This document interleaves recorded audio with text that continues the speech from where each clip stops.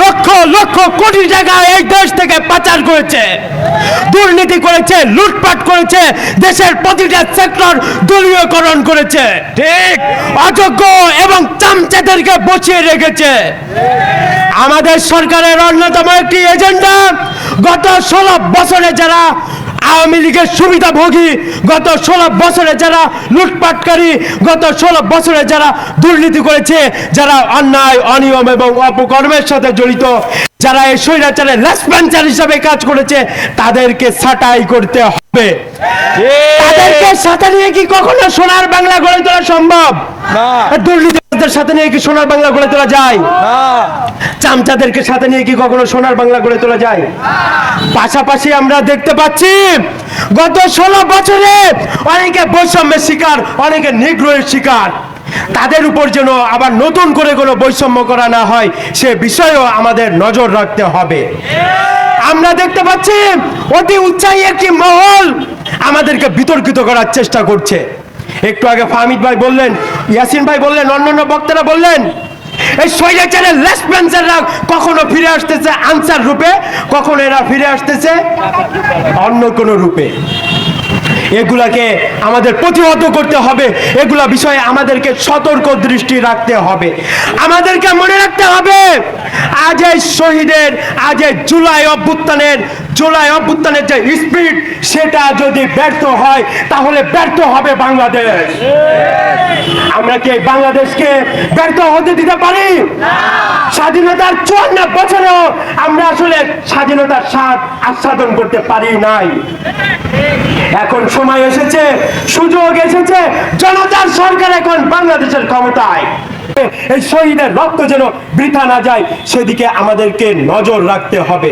এখন আমি একটু স্লোগান দিয়েই আমরা শেষ করে দিব। আপনারা সবাই কি স্লোগান দিতে প্রস্তুত আছেন? বিএল কলেজ কি মাঠে আছে? ছাত্র সমাজ কি মাঠে আছে? খুলনা শিক্ষার্থীরা কি মাঠে আছে? শহীদের রক্ত, আমার ভাইয়ের রক্ত, ছাত্র জনতার রক্ত আগস্ট ছিঁড়ে এনেছিলাম এবং তারই পথ ধরে আজকে আমরা এখানে দাঁড়িয়েছি। সুতরাং প্রিয় সহযোদ্ধা বন্ধুগণ, আপনারা তারা এই বিপ্লবের সাথে ছিলেন এবং এই বিপ্লবে আমরা দেখেছি প্রত্যেকটা শ্রেণীর মানুষই তারা কিন্তু এই বিপ্লবে অংশগ্রহণ করেছিল। সুতরাং সবাই আমাদের সহযোদ্ধা, আর এই সহযোদ্ধাদেরকে নিয়ে আমরা আগামীর বাংলাদেশ বিনির্মাণ করতে চাই। বিপ্লব ঘটানোর জন্য আজও দেশে পায়তারা করেই যাচ্ছে। আমরা আমাদের সংঘবদ্ধ প্রচেষ্টায় এবং আমাদের সম্মিলিত প্রচেষ্টায় আমরা এই প্রতি বিপ্লব ঠেকাবো এবং এই ফ্যাসিজমের দোষরদের বাংলা থেকে বিতাড়িত করে ছাড়বো। এবং আমাদের সম্মিলিত প্রচেষ্টায় শেখ হাসিনাকে বাংলাদেশে এনে এই শিক্ষার্থী হত্যার, এই ছাত্র জনতা হত্যার বিচার করে সর্বোচ্চ বিচার দাবি করতেছি আমরা। সংক্ষিপ্ত বক্তব্য নিয়ে আসছেন সুন্দরবন কলেজের মেধাবী শিক্ষার্থী জেনারুল ইসলাম। আপনারা জানেন উনি শেখ হাসিনা পালাইছে, উনি শেখ হাসিনার বিচারে দেশে হবে। সাধারণ মানুষ ছাত্র জনতার পাশে ছিল, পাশে থাকবে। আমরা সমস্ত অপশক্তির বিরুদ্ধে রুখে দেওয়াবো ইনশাআল্লাহ। মাস পূর্তি উপলক্ষে আজকের এই শহীদ মার্চে আপনারা যারা উপস্থিত হয়েছেন সবাইকে সংগ্রামী শুভেচ্ছা। আমি শুধু একটা কথা বলেই শেষ করতে চাই, আমরা একটি বৈষম্যহীন বিএল কলেজ বিনির্মাণের শপথ নিয়ে আজকে এই শহীদ মার্চ আমরা সফল করলাম এবং আমাদের এই শহীদ মার্চ থেকে আমরা শিক্ষা নিতে চাই যে আগামীর বাংলাদেশে আর কোনো বৈষম্য থাকবে না, শিক্ষা ক্ষেত্রে থাকবে না, চাকরি ক্ষেত্রে থাকবে না, আমাদের সকল ক্ষেত্রে আমরা বৈষম্যের ঠাঁই দিব না।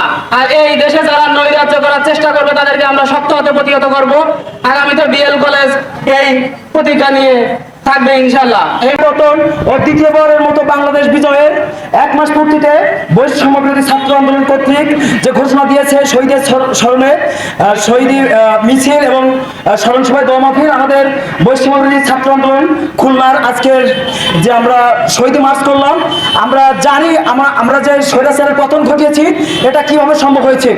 আমাদের হাজারো ভাই বোনের রক্তের বিনিময়ে, আমাদের আন্দোলন সংগ্রামের মাধ্যমে আমরা স্বৈরাচারী খুনি হাসিনাকে এই দেশ থেকে বিতাড়িত করেছি।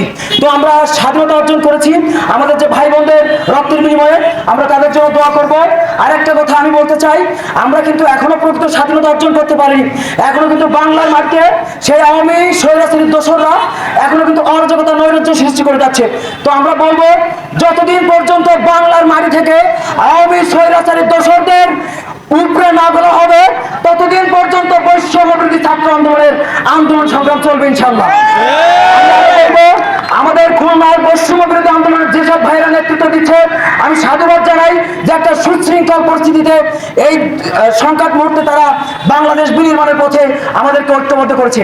আর একটা কথা জানিয়ে দিতে চাই, বারবার যেটা নিয়ে কথা উঠছে যে বৈষম্যবিরোধী আন্দোলনের কমিটি দেওয়া হয়েছে কিনা, আমাদের বাপি ভাইরা কিন্তু সেটা ক্লিয়ার করছে যে খুলনায় কিন্তু বৈষম্যবিরোধী ছাত্র আন্দোলনের কোনো কমিটি নাই, শুধু নাই সাধারণ শিক্ষার্থী তো এই কমিটি নিয়ে কোথাও মানে অরাজকতা সৃষ্টি করে এরকম কিন্তু পরিস্থিতি ঘটতে দেবেন না আপনারা। তো আমি সর্বশেষ বলবো আমরা শহীদ ভাই বোনদের জন্য দোয়া করব, আগামী সুখী সমৃদ্ধির বাংলাদেশ বিনির্মাণের এক কাতারে আমরা যোগ দিব ইনশাআল্লাহ। বাংলাদেশ জিন্দাবাদ, ইনকিলাব জিন্দাবাদ। তো আজকে শহীদ মার্চ এখানেই শেষ হবে, সংক্ষিপ্ত বক্তব্যের মাধ্যমে এখানেই শেষ হবে।